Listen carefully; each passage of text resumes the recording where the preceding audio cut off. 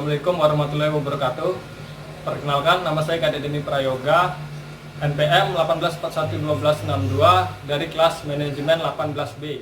Perkenalkan, nama saya Julian Edi Pratama, NPM 184-11287, kelas MNJ 18B. Perkenalkan, nama saya Damirin Alven dari MNJ 18B. Perkenalkan, nama saya Rizky, kelas manajemen 18B, NPM saya 184111339. Perkenalkan, nama saya Firullah, NPM saya 184111349. Nama saya Eva Kristina Turnip, NPM saya 184-11343. Nama saya Andi Simarmata, NPM saya 1841149. Saya Sofi Justitia, NPM 18411159. Di sini kelompok kami akan mempresentasikan hasil kerja proposal dari bisnis yang akan kami jalankan. Walaupun pandemi COVID saat ini sedang berlangsung, tapi kami tetap produktif untuk menjalankan perkuliahan online. Materi pertama akan dibacakan oleh rekan saya. Latar belakang. Kedai kopi merupakan hal yang tidak asing lagi di masyarakat Indonesia, terutama di Lampung. Banyak dari masyarakat Lampung yang memilih menikmati kopi di kedai kopi langsung. Menikmati kopi di kedai kopi menjadi gaya hidup masyarakat Lampung masa kini. Kedai kopi merupakan satu tempat yang menyediakan minuman kopi dengan berbagai varian rasa. Di Lampung, masyarakat lebih memilih untuk menikmati kopi di kedai kopi dan menjadikannya sebagai tempat pertemuan atau meeting. Tempat yang nyaman dengan suasana yang membuat konsumen betah untuk berlangganan secara terus-menerus. Konsumen pada umumnya lebih memilih kedai kopi yang berfasilitas lengkap dan memenuhi kebutuhan. Salah satunya WiFi yang merupakan hal yang menjadi kebutuhan banyak orang saat ini. WiFi yang sangat lancar dibutuhkan oleh banyak orang atau banyak kalangan untuk beberapa hal penting atau untuk kerjaan. Konsumen jelas lebih memilih kedai kopi yang memiliki fasilitas lengkap. Namun beberapa masyarakat justru bersungguh-sungguh menikmati kopi di kedai kopi tersebut.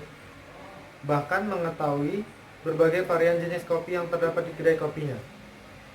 Di Indonesia mengenai konsumen yang terdiri dari berbagai sikap, dan ada juga yang mampir di kedai kopi hanya untuk menghabiskan waktu, dan juga konsumen yang mengadakan pertemuan di kedai kopi atau untuk menjadikan tempat meeting. Di kedai kopi telah banyak memiliki manfaat tersendiri bagi berbagai tipe konsumen. Konsumen memanfaatkan usaha menjadi sesuatu yang harus diperhatikan untuk para pengusaha dalam menjalankan dan mempertahankan usahanya. Segala usaha memiliki persaingan masing-masing, sehingga hal tersebut membuat perusahaan harus memiliki strategi yang dapat mempertahankan konsumennya agar tidak berpaling ke pesaingnya, khususnya dalam bidang usaha kedai kopi yang memang saat ini sedang marak-maraknya di Indonesia.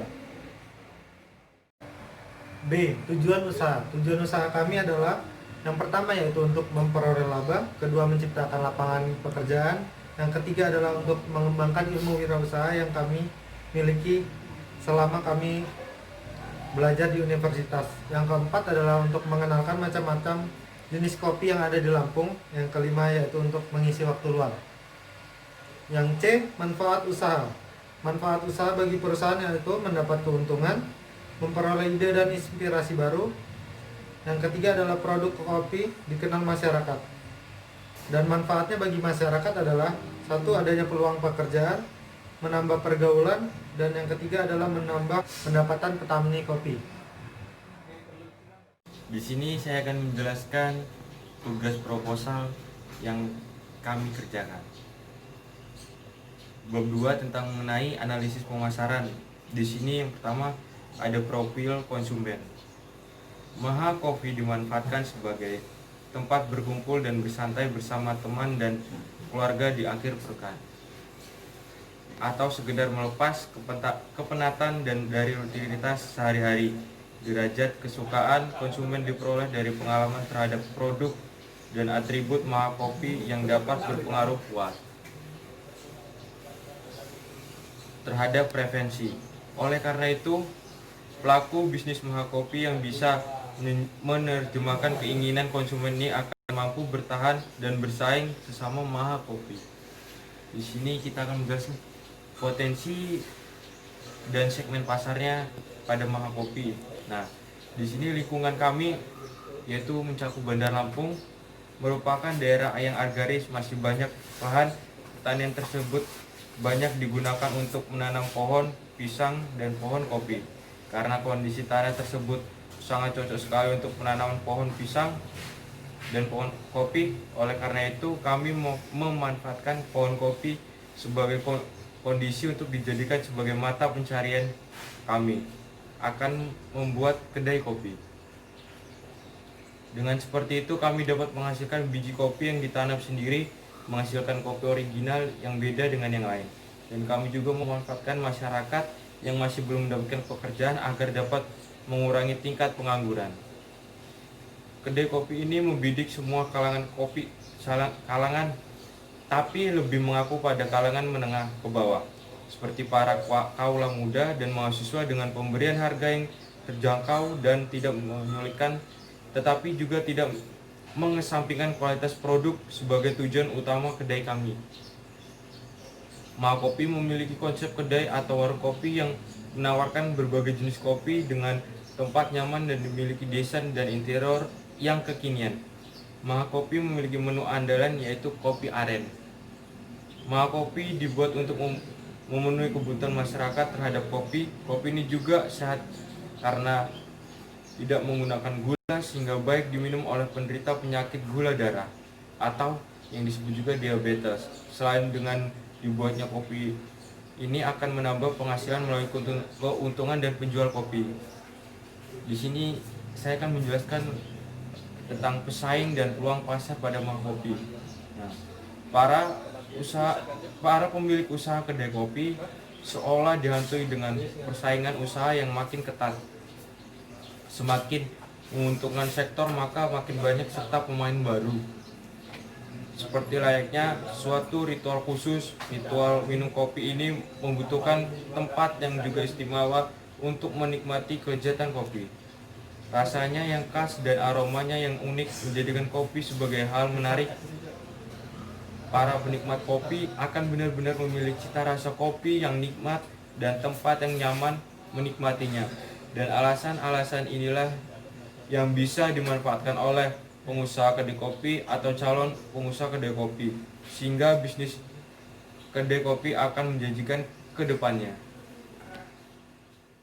Selanjutnya adalah media promosi yang akan digunakan, yaitu periklanan, membuat pangsa pasar lebih besar di internet melalui sosial media seperti Instagram, Twitter, dan Facebook. Target atau rencana penjualan. Target pasar kami adalah masyarakat yang suka nongkrong dari semua kalangan usia, baik pria maupun wanita. Untuk itu kami menawarkan minuman kopi yang sehat dan berkualitas tinggi dengan harga yang dapat terjangkau oleh semua kalangan.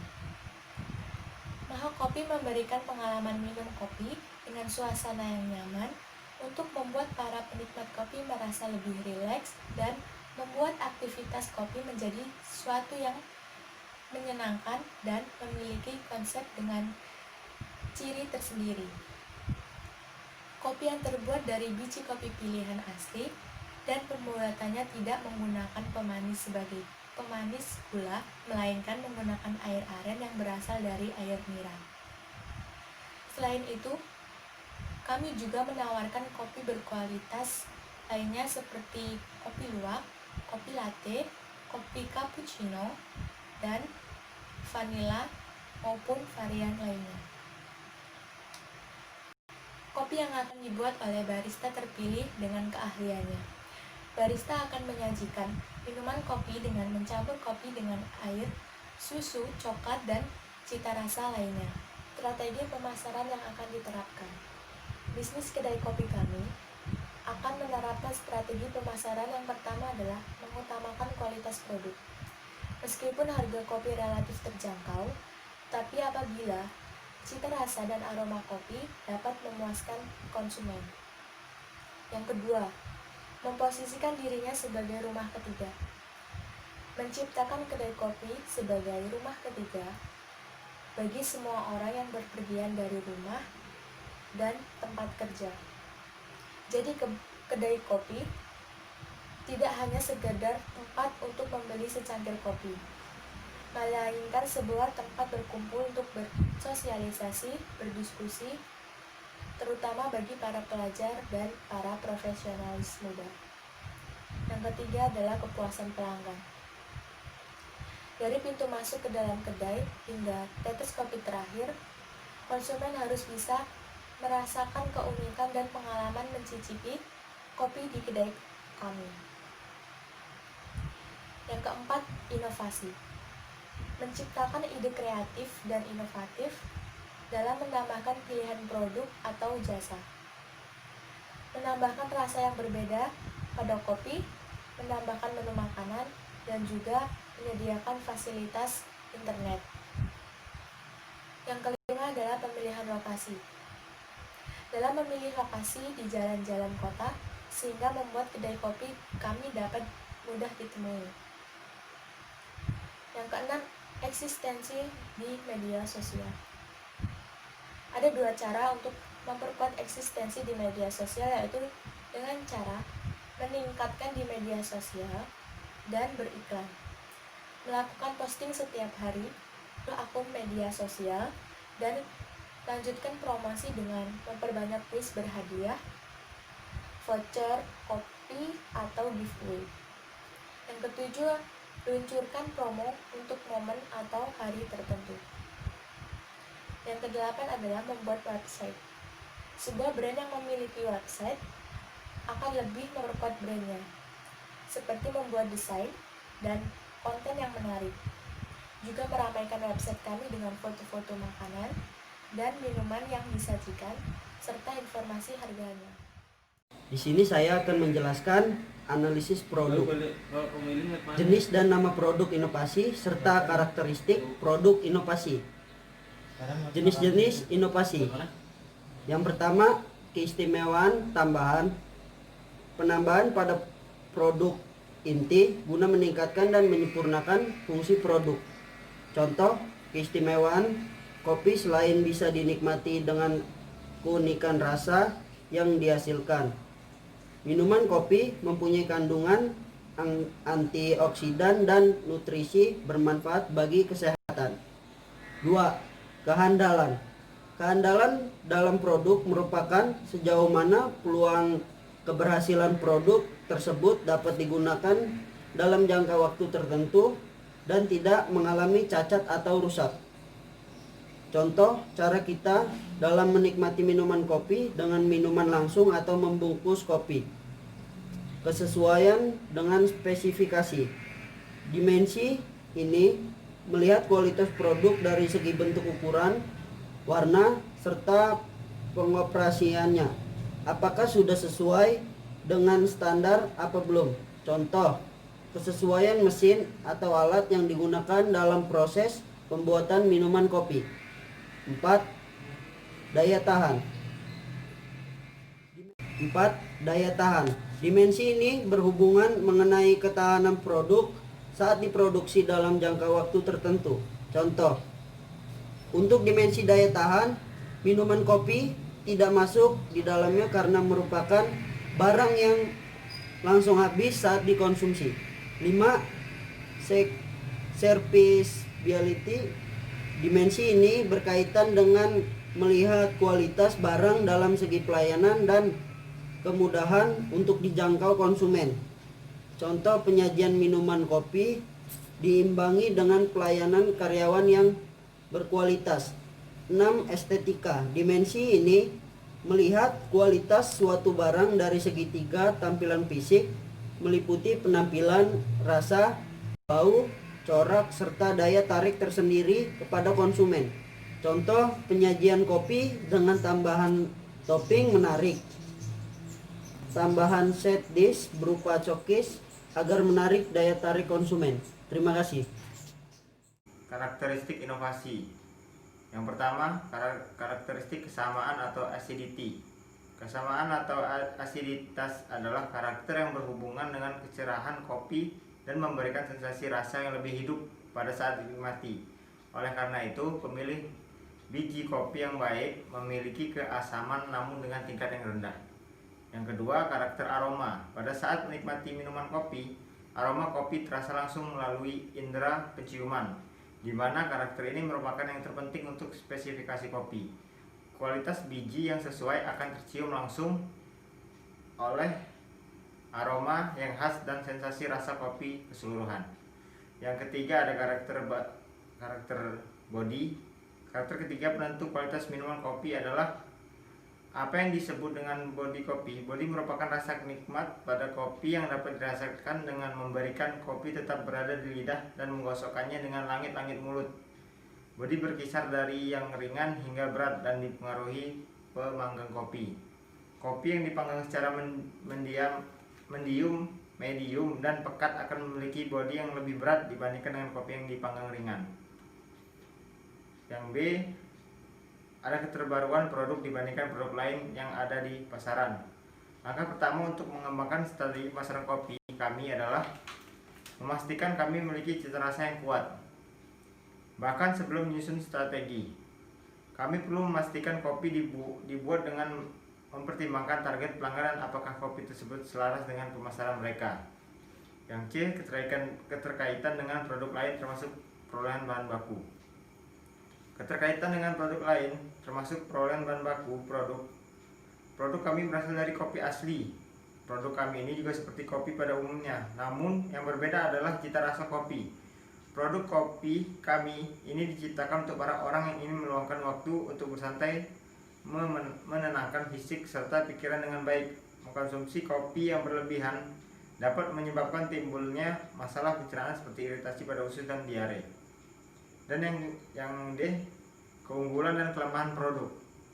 Keunggulan yang pertama, bahan baku yang tersedia, 2 wifi yang lancar, 3 lokasi strategis, 4 harga terjangkau, 5 terdapat berbagai pilihan rasa yang unik, 6 dibuat dengan konsep trendy dan kekinian, 7 kerap mengadakan promo. Dan kelemahannya, yang pertama pelayanan yang tidak tetap, kedua lokasi parkiran terbatas, ketiga modal besar. Mungkin sekian yang dapat saya sampaikan. Wassalamualaikum warahmatullahi wabarakatuh. Di sini saya akan menjelaskan bab 4, yaitu analisis sumber daya manusia, yaitu pemanfaatan sumber daya manusia. Indonesia merupakan pasar menjanjikan bagi industri dan bisnis kopi. Namun agar pasar tersebut bisa dimanfaatkan oleh pelaku industri kopi lokal, maka harus ada sumber daya manusia yang handal di industri ini. Kopi lokal sangat menjanjikan. Sedangkan secara pasar, Indonesia mempunyai jumlah penduduk yang besar dan tidak dimiliki negara lain. Industri kopi di dalam negeri juga terus mengalami pertumbuhan. Hal ini ditandai dengan makin menjamurnya gerai kopi. Meski demikian, industri kopi dalam negeri bukan tidak memiliki tantangan. Sebab industri kopi lokal harus bersaing dan berebut pasar dengan merek-merek kedai kopi asing lainnya. Oleh sebab itu, edukasi di industri kopi sangat penting, terutama dalam hal pengemasan, marketing, dan branding secara tepat. Jika hal ini bisa terpenuhi, kopi Nusantara bukan hanya bisa menguasai pasar di dalam negeri, tetapi juga berjaya di pasar internasional. Saat ini kami tengah bersiap untuk membuka gerai baru di Lampung dengan nama yaitu Mahal Coffee. Di sini kami mempunyai struktur organisasi, yaitu ada owner itu adalah pemiliknya, dan owner mempunyai manajer, dan manajernya itu terdiri dari manajer operasional, manajer finansial, manajer marketing, dan supervisor. Dan di bawah manajer itu ada head bar, yaitu sebagai barista, head kitchen sebagai koki, dan head area sebagai waiter. Di sini saya akan menjelaskan bab 5, yaitu biaya dan jadwal kegiatan. Yang pertama, di sini anggaran biaya yang kami butuhkan. Yang pertama, gerobak plus desain 1 unit, total harganya 2.300.000. Alat makan 10 set, total harganya 700.000. Alat masak kopi 1 set, total harganya 6 juta. Alat minum 1 lusin, total harganya 200.000. Alat kebersihan penjualan 1 set, total harganya 100.000. kompor 1 set total harganya 500.000, papan tulis promosi 1 unit total harganya 250.000, kipas angin 1 unit total harganya 150.000, terpal plus bambu yaitu 1 unit total harganya 300.000, meja kreasi plus terpal lesehan 4 unit plus 1 lembar 3 x 4 meter total harganya 1.400.000. Jadi total biaya yang kami butuhkan yaitu 12.200.000 rupiah. Yang kedua yaitu jadwal kegiatan. Di minggu pertama dan kedua kami mempelajari survei dan merancang bisnis. Di minggu ketiga kami survei bahan baku dan lapak kedai. Di bulan pertama minggu keempat dan di minggu pertama bulan kedua kami melakukan kegiatan promosi. Di bulan kedua, minggu kedua dan ketiga kami open kedai. Di minggu keempat bulan kedua sampai minggu ketiga bulan 3 kami melakukan penjualan. Di minggu keempat bulan 3 kami evaluasi bulanan. Dan lanjut lagi minggu pertama sampai minggu ketiga bulan 4 kami melakukan penjualan. Dan di minggu terakhir atau minggu keempat di bulan 4 kami melakukan evaluasi bulanan, begitu dan seterusnya sampai bulan-bulan berikutnya.